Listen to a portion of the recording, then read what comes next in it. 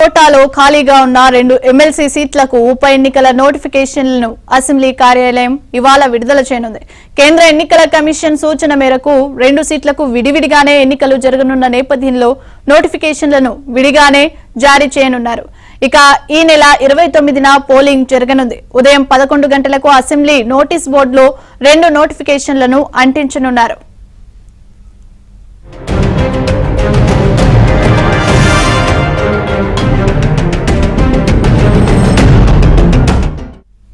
ఈ నెల 18 వరకు నామినేషన్ల స్వీకరణ కార్యక్రమం ఉంటుంది. పోటీ చేసే అభ్యర్థిని 10 మంది ఎమ్మెల్యేలు ప్రతిపాదించాల్సి ఉండడంతో కాంగ్రెస్, బీఆర్ఎస్ పార్టీలకే ఈ ఎన్నికల్లో పోటీ చేసే అవకాశం ఉంది. అయితే 2 సీట్లకు విడివిడిగా ఎన్నికలు జరుగుతున్న నేపథ్యంలో సభలో సంఖ్యాబలం ఎక్కువగా ఉన్న అధికార కాంగ్రెస్ కే 2 ఎమ్మెల్సీ సీట్లు దక్కనున్నాయి. ఈ నేపథ్యంలో బీఆర్ఎస్ పోటీకి దూరంగా ఉండే అవకాశం ఉందని చెబుతున్నారు.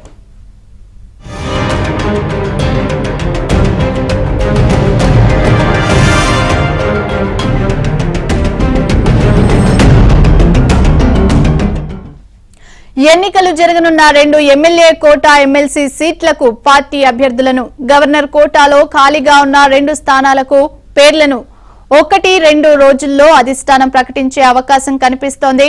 గవర్నర్ కోటాలో ఖాళీగా ఉన్న 2 ఎమ్మెల్సీల్లో ఒక సీటును టీజేఎస్ అధినేత కోదండరాంకు ఖరారైంది. మరో సీటును మైనార్టీ వర్గానికి కేటాయిస్తున్నారు. టీపీసీసీ సీనియర్ ఉపాధ్యక్షుడు విద్యావేత్త జాఫర్ జావేద్ పేరును 2వ సీటుకు ప్రముఖంగా పరిశీలిస్తున్నట్లు చెబుతున్నారు.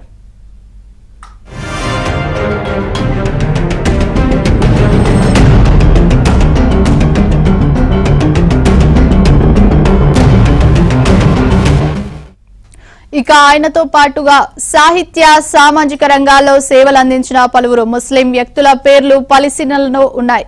ఇక ఎమ్మెల్యే కోటా ఎమ్మెల్సీకి గాను బీసీ సామాజిక వర్గం నుంచి మహేష్ కుమార్ గౌడ్, ఇక రెడ్డి సామాజిక వర్గం నుంచి మాజీ మంత్రి చిన్నారెడ్డి, బ్రాహ్మణ సామాజిక వర్గం నుంచి టీపీసీసీ ఉపాధ్యక్షుడు హర్కరా వేణుగోపాల్, ఎస్సీ సామాజిక వర్గం నుంచి అద్దంకి దయాకర్ల పేర్లు ప్రధానంగా పరిశీలనలో ఉన్నట్లు చెబుతున్నారు.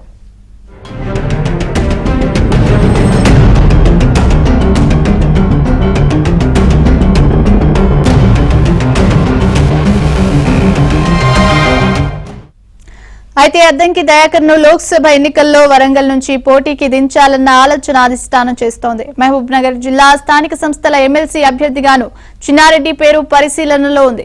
వీరితో పాటుగా టీపీసీసీ సీనియర్ ఉపాధ్యక్షుడు గోపిశెట్టి నిరంజన్, ఉపాధ్యక్షుడు పటేల్ రమేష్ రెడ్డి, ఏఐసీసీ కార్యదర్శి సంపత్ కుమార్ తదితర నేతల పేర్లు తమ వంతు ప్రయత్నాలు చేసుకుంటున్నారు. మొత్తం మీద సామాజిక సమీకరణలు చూసుకుని 2 స్థానాలకు అధిష్టానం అభ్యర్థులను నియమించనుంది.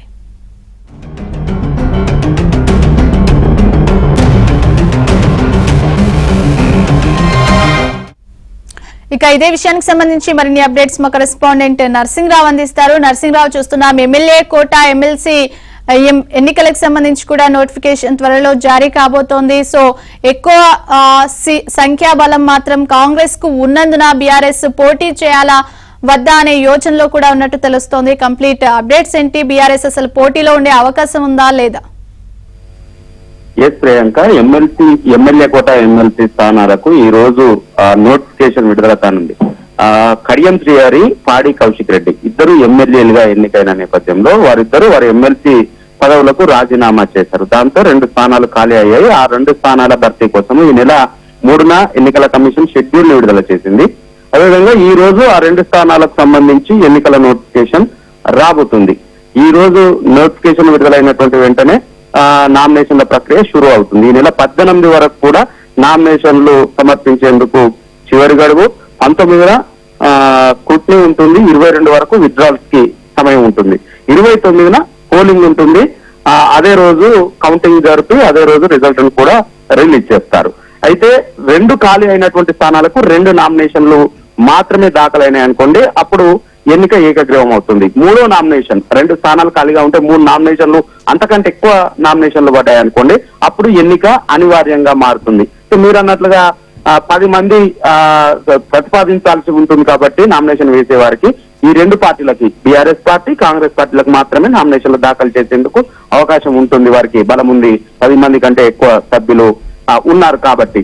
అయితే ఒకే నోటిఫికేషన్ లో 2 స్థానాల భర్తీ కోసము ఒకే నోటిఫికేషన్ వచ్చినట్లయితే ఒకటి కాంగ్రెస్ పార్టీకి ఒక ఎమ్మెల్సీ, బీఆర్ఎస్ పార్టీకి ఒక ఎమ్మెల్సీ దక్కేటువంటి అవకాశం ఉండేది. కానీ 2 ఖాళీ అయినటువంటి స్థానాలకు 2 వేరు నోటిఫికేషన్లు విడుదల చేయాలని చెప్పి స్పష్టంగా నోటిఫికేషన్ లో షెడ్యూల్లో పేర్కొన్నారు. ఆ మేరకే 2 వేరు నోటిఫికేషన్లు వచ్చేటువంటి అవకాశం ఉన్న నేపథ్యంలో ఒక్కో ఎమ్మెల్యేకి 2 ఓట్లు వేసేటువంటి అవకాశం దక్కుతుంది. దాని ప్రకారం ఈ లెక్కన కాంగ్రెస్ పార్టీకి 64 మంది ఎమ్మెల్యేల మద్దతు ఉంది, ప్లస్ ఒక కమ్యూనిస్టు సభ్యులు ఉన్నారు, సిపిఐ సభ్యులు కూడా ఉన్నారు. వారి బలం అప్పుడు అసెంబ్లీలో 65కు పెరుగుతుంది. ఇప్పుడు 2 ఓట్లు వేసేటువంటి అవకాశం ఉంటుంది కాబట్టి 65 స్థానాలతో 2 స్థానాలను వారే గెలుచుకునేటువంటి అవకాశం ఉంటుంది. ఈ నేపథ్యంలో బీఆర్ఎస్ పార్టీ మొదట పోటీ చేయాలని భావించినప్పటికీ ఇప్పుడు పోటీ చేయకూడదు అనేటువంటి ఆలోచన వచ్చినట్లుగా తెలుస్తా ఉంది.